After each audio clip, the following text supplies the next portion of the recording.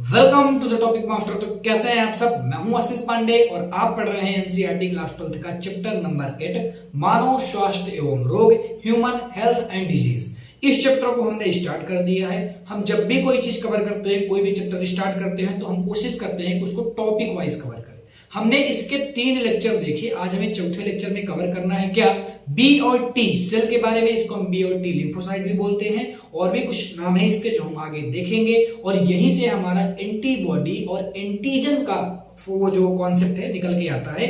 Detail में हम antibody और एंटीजन को भी देखेंगे। बहुत ही इंपॉर्टेंट आज का लेक्चर होने वाला है। पिछले लेक्चर में हमने लसिकाव अंग, अस्थिमज्जा और थाइमस ग्लैंड के बारे में देखा था, जो कि प्रतिरक्षा तंत्र का पार्ट है। और जो आज हम देखने वाले हैं ये प्रतिरक्षा तंत्र का सेकंड पार्ट हो जाता है, जिसमें हम बी और टी के बारे में, बी और टी सेल के बारे में डिटेल में स्टडी करेंगे। ठीक है, तो बहुत ही अच्छी तरीके से देखने की कोशिश करिएगा। हाँ, एक बात और याद रखिएगा, या तो आप नीट की तैयारी करना चाह रहे होंगे, या तो करते होंगे, या तो आप 12th में होंगे, या फिर आप CUET का एग्जाम देना चाह रहे होंगे। CUET का एग्जाम आपको अच्छी यूनिवर्सिटी में ग्रेजुएशन करने के लिए देना पड़ता है, सभी यूनिवर्सिटी में। ठीक है, तो ये तीनों एग्जाम को ध्यान में रखते हुए, टारगेट करते हुए हम वीडियो को बनाते हैं। कहीं पर ऐसा कोई पॉइंट नहीं है जो इन एग्जाम में पूछा जाता हो हमारी नोट्स से ना रहता हो। हम बहुत ही वेल डेवलप्ड नोट्स आपको देने की कोशिश करते हैं। एनसीईआरटी की हर एक लाइन कवर करवाते हैं। कुछ इंपॉर्टेंट पॉइंट भी होते हैं जो कि एनसीईआरटी से बाहर पूछ लिए जाते हैं अक्सर एग्जामों में, उनको भी हम साथ साथ कवर करवा देते हैं। तो बहुत ही अच्छी तरीके से हम नोट्स वगैरह देते हैं। जो बच्चा पढ़ा होगा वो जानता है, जो नया है वो सुन ले। ठीक है, स्टार्ट करते हैं आज के इस वीडियो को और देखते हैं प्रतिरक्षा तंत्र के बारे में। अब देखो, जब मैं प्रतिरक्षा तंत्र आपको पढ़ा रहा था तो मैंने बोन मेरो तो पढ़ा दिया था। मैं आपको बोन मेरो फिर थोड़ा सा बताऊंगा। क्यों बताऊंगा सर? क्योंकि हम कॉन्सेप्ट निकालने वाले हैं बी और टी सेल, मतलब एंटीजन एंटीबॉडी कहां से आई, बी और टी सेल क्या होती है, इसके बारे में हम डायरेक्ट बात नहीं करेंगे। हम बात करेंगे कि ये आई कहां से। तो मैंने बोन मेरो को पिछले लेक्चर में डिटेल में कवर करवाया था। जो बच्चा नहीं देखा वहां से देख ले। अभी मैं थोड़ा सा कॉन्सेप्ट रिवाइज करवाऊंगा आपका। जो हमारा जो शरीर है उसमें जितनी भी अस्थियां होती हैं, बोन्स होती हैं, उनमें से जितनी भी बड़ी बोन होती हैं, इन बड़ी बोन के बीच में क्या पाया जाता है? अस्थिमज्जा पाया जाता है, बोन मेरो बच्चा पाया जाता है। और इसी बोन मेरो से निर्माण होता है बहुत सारी चीजों का। मैंने बहुत ही डिटेल में बताया था। अभी मैं केवल ये बता रहा हूं कि यहां पर कहां पर बोन मेरो पाया जाता है। केवल हमारे जो बड़ी बड़ी अस्थियां हैं, जैसे उंगली हो गई तो उसमें बोन मेरो वगैरह नहीं पाया जाता। कल मैंने इस चीज को क्लियर किया। ठीक है, अभी तुमने बोन मेरो देखा कि कहां पर होता है? बड़ी अस्थियों में होता है बोन मेरो। ठीक है, अगर मैं बोन मेरो की बात करता हूं तो ये क्या बनाता है? ये लिम्फोसाइट का निर्माण करता है। इसको हम स्टेम सेल के नाम से भी जानते हैं। और ये सेल 2 सेलों का निर्माण करती हैं, बी सेल और टी सेल। हम इसको बी लिम्फोसाइट, टी लिम्फोसाइट भी बोल देते हैं। ठीक है, अगर मैं बी सेल की बात करता हूं बच्चा, तो ये 4 तरीके के सेल का निर्माण करती है। सहायक कोशिका, मारक कोशिका, संदमक कोशिका और स्मृति कोशिका। अब देखो, अगर मैं इंग्लिश में बोलता हूं तो इसको मैं हेल्पर सेल बोल देता हूं, इसको मैं हेल्पर सेल बोल देता हूं, किलर सेल, सप्रेसर सेल और मेमोरी सेल, ऐसे करके हम इसको बोल देते हैं। ठीक है, अगर मैं बात करता हूं टी सेल की, तो टी सेल बनाती हैं एंटीबॉडी को। और एंटीबॉडी बच्चा टोटल 5 प्रकार की होती हैं, सामने आपकी लिखी हुई है। इनको हम डिटेल में देखेंगे। IgG, IgA, IgM, IgE, IgD, ऐसे करके 5 प्रकार होते हैं। इनके क्या वर्क होते हैं और भी कुछ पॉइंट हमारे लिए इंपॉर्टेंट है। और ये एंटीबॉडी दिखती कैसे हैं, इनके स्ट्रक्चर के बारे में भी आज के लेक्चर में हम बात करने वाले हैं।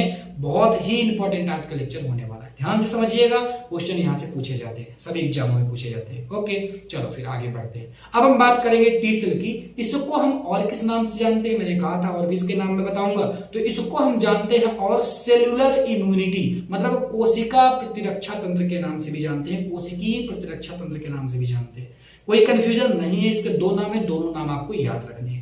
अगर मैं बात करता हूं टी सेल की, तो पूरे प्रतिरक्षा तंत्र में लगभग 60 से 70% की भूमिका इसकी रहती है। बहुत ही ज्यादा भूमिका अदा करता है ये चीज। और ये 4 प्रकार की सेल को मैंने बताया कि निर्माण भी करता है। चारों सेल का नाम मैंने बताया, सहायक कोशिका, मारक कोशिका, संदमक कोशिका और स्मृति कोशिका। अब इनके वर्क भी, इन कोशिकाओं के वर्क भी पूछ लिए जाते हैं एग्जामों में। डायरेक्ट वर्क पूछे जाते हैं, तो डायरेक्ट वर्क मैं आपको बता रहा हूं। जो हमारी हेल्पर सेल रहती है वो किलर सेल। किलर सेल किसको बोलते हैं? मारक कोशिका को। ये किलर सेल और बी सेल, जो कि सेकंड पार्ट हो जाता है, बी और टी 2 सेल होती हैं। मैंने बताया पहले टी सेल, अब मैं पढ़ाऊंगा जब बी सेल, तो वो बी सेल की बात मैं बता रहा हूं यहां पर। ठीक है, तो तो ये जो टी सेल रहती है, टी सेल की जो सहायक कोशिका रहती है वो तो किलर सेल को हेल्प करती है और किसको हेल्प करती है बच्चा, बी सेल को उत्तेजित होने में या कह सकते हैं हम उत्प्रेरित होने में या एक्टिव होने में क्या करती है, मदद करती है। अब हम बात करते हैं किलर सेल की। अब किलर सेल तो एक्टिव हो गई, तो इनका क्या काम रहता है भैया, ये क्या करती हैं, ये किसी भी सेल को मारती हैं, इनका और कुछ काम नहीं, नाम ही है किलर। ठीक है, जाती हैं और डायरेक्ट बम ब्लास्ट कर देती है, डायरेक्ट फोड़ देती हैं, फाड़ देती है उस सेल को। कैसे करती होंगी, बाई द किसके एक चीज प्रोसेस होती होगी, तो लिम्फोटॉक्सिक के कारण। ये लिम्फोटॉक्सिक कुछ निकालती हैं जिससे क्या होती है, संक्रमित सेल, मान लो कोई एक सेल है, सर ऐसा क्यों करती है, सेल को क्यों मारती होगी, तो समझो, मान लो कोई एक सेल है जिसमें ढेर सारे क्या आ चुके हैं, वायरसेस आ चुके हैं, ढेर सारे वायरस इस पर कब्जा कर चुके हैं, अब हम इसको छुड़ा नहीं सकते हैं। तो हमारा एक काम है कि दूसरी सेल ना डैमेज हो जाए, इससे पहले इस सेल को क्या कर दो, ब्लास्ट कर दो। तो वो कौन करता है, मारक कोशिकाएं करती है। समझ में आ गया क्या, समझ में आ गया, चलो फिर आगे तो आगे बढ़ते हैं। चलो आओ, अब हम बात करते हैं संदमक कोशिकाओं की। तो कुछ एंटीजन, देखो जो एंटीजन रहते हैं उन्हीं के विरुद्ध एंटीबॉडी बनती है। मैंने एंटीजन एंटीबॉडी का कॉन्सेप्ट पहले भी समझा रखा है। तो एंटीजन क्या है, बाहरी जो हमारे लिए हानिकारक कारक हैं वो सब एंटीजन है, और वो जब आते हैं तो एंटीबॉडी बनती है और उनको मारने का काम करती है। कुछ एंटीजन शरीर के अंदर भी रहते हैं बच्चा, तो अब अगर उनको भी मार देगी हमारी एंटीबॉडी तो हमारे लिए लाभदायक तो है नहीं है। तो कुछ मतलब ऐसी सेल भी रहती हैं जो कि उस समय क्या करती हैं, सेल्फ एंटीजन के विरुद्ध प्रतिक्रिया करती हैं और उस प्रतिक्रिया को मतलब जो एंटीबॉडी प्रतिक्रिया करने वाली है उसको रोक देती हैं। इनका काम होता है उसको संदमित कर देना, उसको सप्रेसर कर देना, उसको रोक देना। सेल्फ एंटीजन जो हमारे अंदर बन रहे हैं बच्चे, ये उसके लिए हेल्प करती हैं, उसको बचाने के लिए ये एंटीबॉडी को संदमित कर देती है। समझ में आ गया, इनको भली भांति पता है कि जो एंटीजन बाहर से आ रहा है वो कौन सा है और जो हमारे अंदर वाला है वो कौन सा है। ये दोनों को बहुत ही अच्छी तरीके से पहचानती है।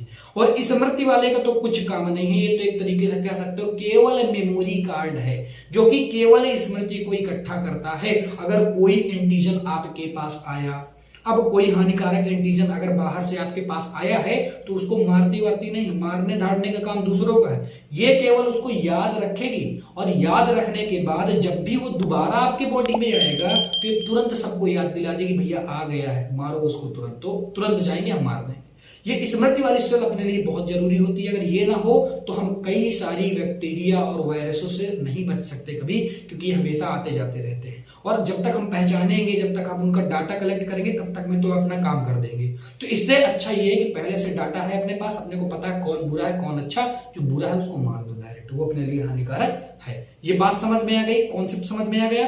आगे बढ़ते हैं और अब हम देखते हैं बी सेल के बारे में। इसको हम प्रतिरक्षा आधारित सेल भी बोलते हैं। और बी सेल क्या बनाती है, एंटीबॉडी बनाती है बच्चा। क्या बनाती है, एंटीबॉडी की प्रोटीन मतलब प्रोटीन से बनी हुई एंटीबॉडीज बनाती है। एंटीबॉडी की प्रोटीन से बनी होती है, ठीक है। यहां हम कह सकते हैं कि प्रोटीन की सेना को बनाती है। हम कह सकते हैं कि ये क्या करती है भैया, ये प्रोटीन सेना को बनाती हैं। और ये प्रोटीन सेना क्या है बच्चा, एंटीबॉडी है। तो एंटीबॉडी के स्ट्रक्चर से क्वेश्चन पूछ लिया जाता है, क्योंकि ये एनसीईआरटी पर दे रखा है बच्चा, तो क्वेश्चन तो पूछा जाएगा और कहीं भी पूछा जा सकता है। तो इसको स्ट्रक्चर जो इसका है, कुछ ही बातें हमको याद रखनी है, ज्यादा नहीं याद रखना बच्चा। जो क्वेश्चन पूछा जा सकता है या जो पूछा गया है उससे रिलेटेड बातें मैं आपको बता रहा हूं, इंपॉर्टेंट बातें बता रहा हूं। जो हमारा एंटीबॉडी रहता है वो दो प्रकार की चेन से मिलकर बना होता है। एक तो हैवी चेन होती है, हैवी चेन आपको दिख ही रही होगी, ये लंबी सी जो कलर की ये वाली चेन दिख रही है, ये क्या है, ये हैवी हो गई। और ये लाइट वाली छोटी सी दिख रही होगी रेड कलर से, ये छोटी छोटी जो दो दिख रही हैं, ये इधर भी है इधर भी है, ये लाइट चेन हो जाती है। दो चेन पाई जाती है, ये पहला पॉइंट है। इसीलिए इसको हम H2L2 के नाम से भी जानते हैं, तो हम बोल देते हैं H2L2 वाला स्ट्रक्चर होता है। ये क्वेश्चन पूछा जा सकता है आपसे, H2L2 रिलेटेड किससे है, एंटीबॉडी से रिलेटेड है। H2 का मतलब होता है दो भारी चैन और L2 का मतलब होता है दो लाइट चैन। बतिया समझ में आ गई, कोई कंफ्यूजन है क्या, नहीं है तो आगे समझो फिर। चलो अब देखो, अगर मैं इसके ऊपर वाली बात करता हूं, ऊपर वाले पार्ट की बात करता हूं, ये वाला पार्ट जहां पर मैंने ऐसे राउंड किया, ठीक है, जो ये वाला पार्ट है वो एंटीजन से बाइंड होता है। कोई भी हानिकारक एंटीजन आया, जब ये एंटीबॉडी लड़ने जाएगी तो ये इस अपने ऊपर वाले पार्ट से इसको क्या करती है, बाइंड कर देगी। और ये जो ऊपर वाला पार्ट रहता है बच्चा, ये विशिष्ट रहता है, ये स्पेसिफिक रहता है, ये जानता है कि मुझे कौन से वाले इंटीजन के साथ जुड़ना है। लेकिन आप ये कैसे कह सकते हैं कि सर ये विशिष्ट है, क्योंकि यहां पर ताला कुंजी वाला सिद्धांत लगता है। क्या? ताला कुंजी। ताला कुंजी का मतलब जानते हो बच्चा क्या होता है?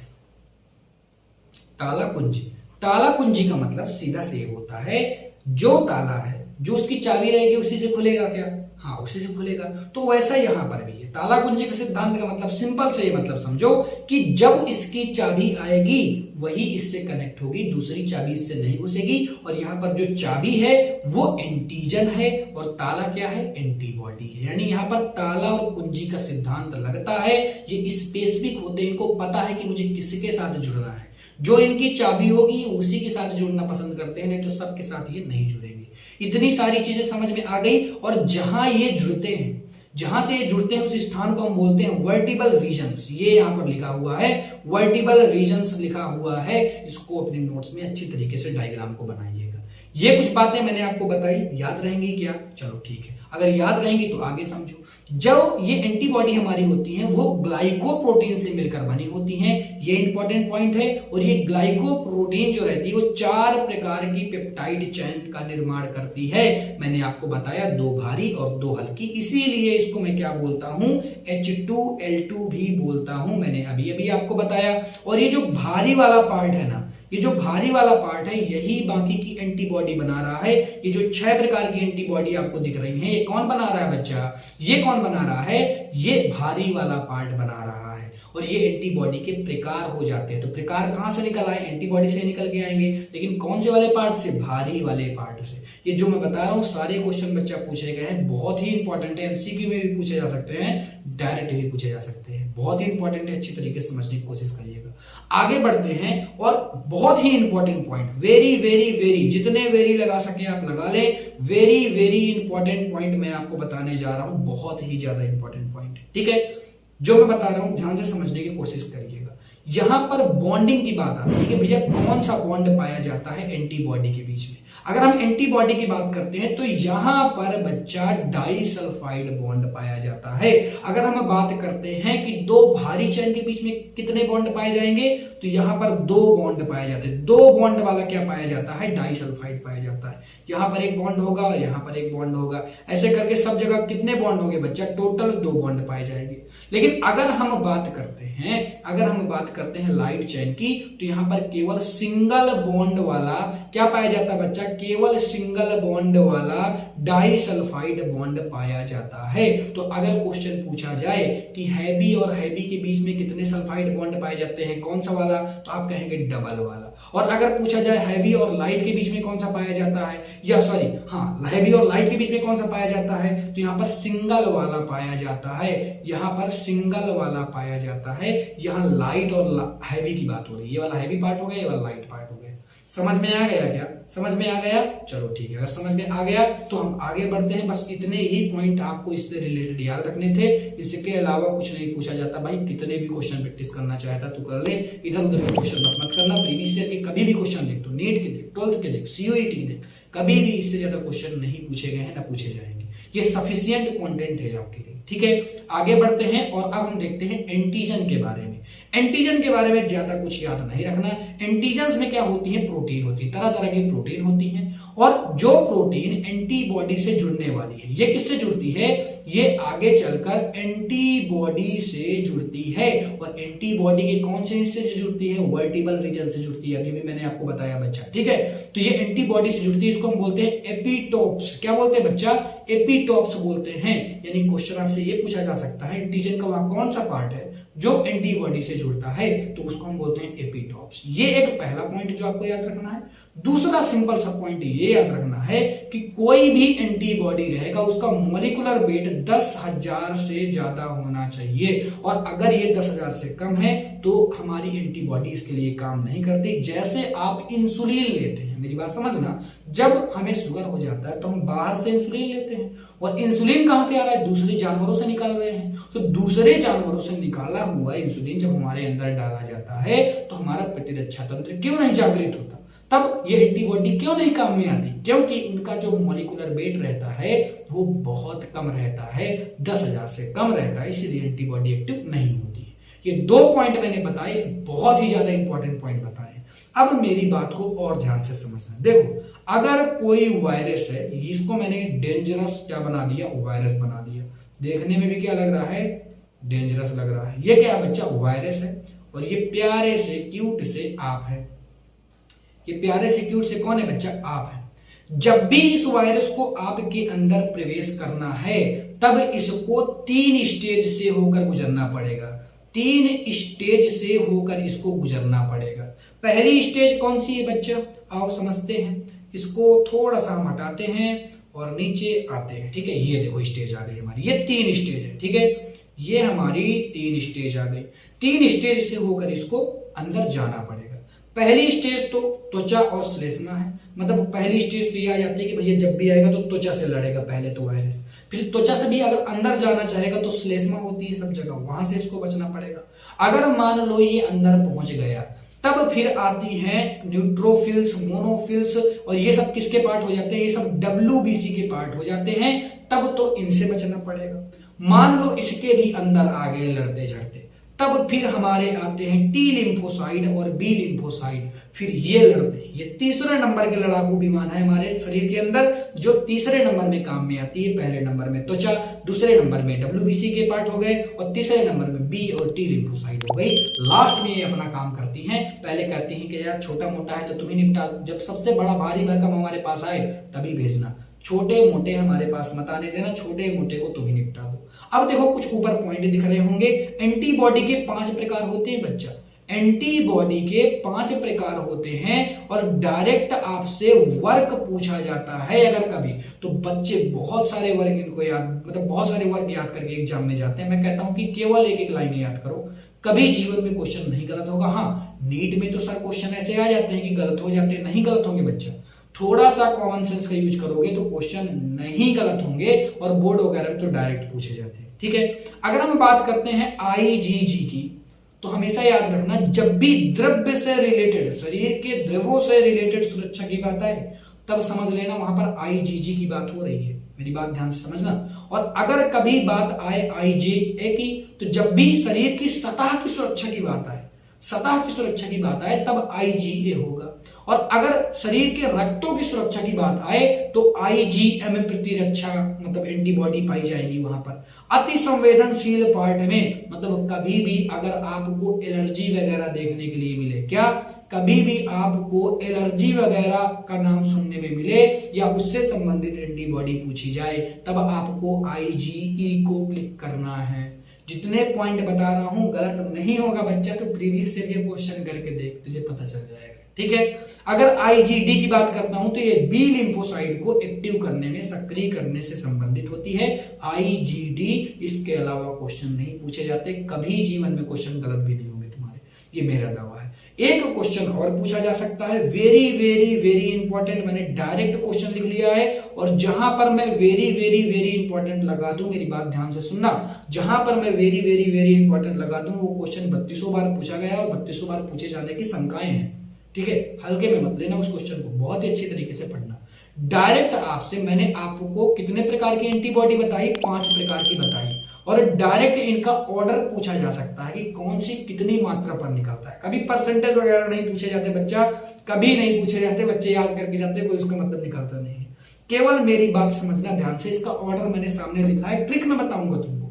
इसकी क्या बताऊंगा मैं, ट्रिक बताऊंगा, इसकी ट्रिक भी बताऊंगा, दिक्कत वाली बात नहीं है, ठीक है। इसका जो ऑर्डर होता है पहले उसको समझो। सबसे ज्यादा IgG पाई जाती है, मतलब तुमको डायरेक्ट याद रखना, मैक्सिमम क्या पाया जाता है, IgG, और मिनिमम में क्या पाया जाता है मेरे भाई, बताना। मिनिमम पाया जाता है IgE, अब देख के तो बता ही सकता है, ठीक है ये। और अगर सर मुझको ट्रिक के जरिए याद रखना है कि मुझे कभी भूले ही ना, तो याद रखना, देख कितनी सिंपल से ट्रिक बता रहा हूं तुझे, देख GAME, सर GAME मतलब तो गेम होता है, हमें बहुत पसंद है गेम खेलना। हाँ, गेम से तुझे याद रखना।